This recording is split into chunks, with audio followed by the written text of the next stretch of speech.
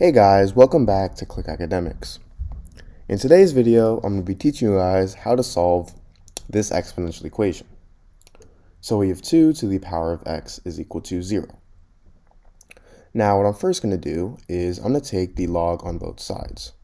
So now I have log 2 to the power of x is equal to log 0. Now, if I have something in the form log a to the power of b, this is equal to b times log a, because I can actually move this exponent b to the front of the logarithm. So this is actually an important property of logarithms, and I'm going to use this property on log 2 to the power of x.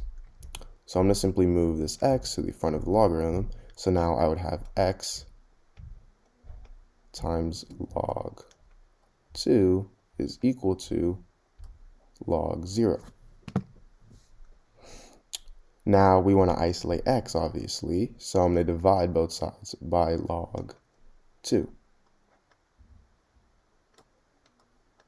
So then these two cancel out, and I would have x is equal to log 0 over log 2.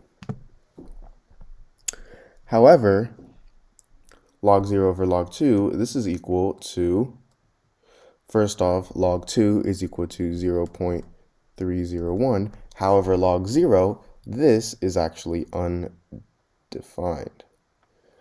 Log 0 is undefined, meaning x is also undefined because you can't divide an undefined number over 0.0301. So this means that the value of x is undefined.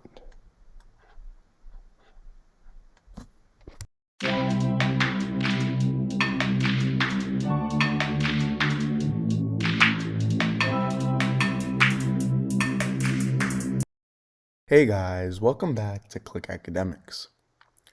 In today's video, I'm going to be teaching you guys how to solve this exponential equation. So we have x to the power of 6 minus x to the power of 3, which is equal to 2. Now what I'm first going to do is I'm going to subtract 2 on both sides. So now we have x to the power of 6 minus x to the power of 3 minus 2 is equal to 0. So now what I'm going to do is I'm going to let the variable x to the power of 3 equal a.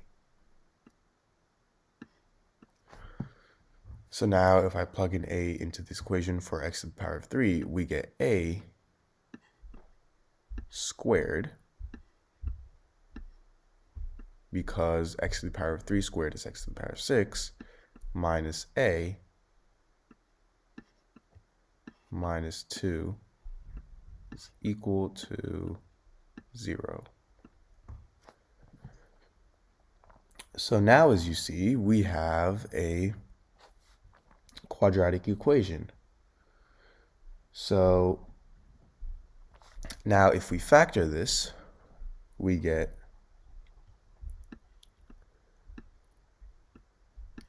a minus 2 times a plus 1 is equal to 0. And this gives us two equations. We have a minus 2 equals 0, or a plus 1 is equal to 0. If a minus 2 equals 0, then that means that a is equal to 2. And if a plus 1 equals 0, that means that a is equal to -1.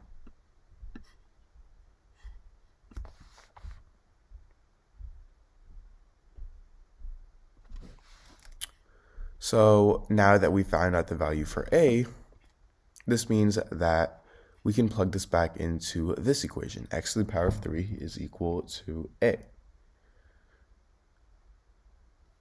So now we have x to the power of 3 is equal to 2. And if we take the cube root on both sides, we get x is equal to the cube root of 2, or 2 to the power of 1/3. So this is one answer. And we also have x to the power of 3 is equal to -1. And this means that x is equal to -1. So -1 and 2 to the power of 1/3 are our two answers.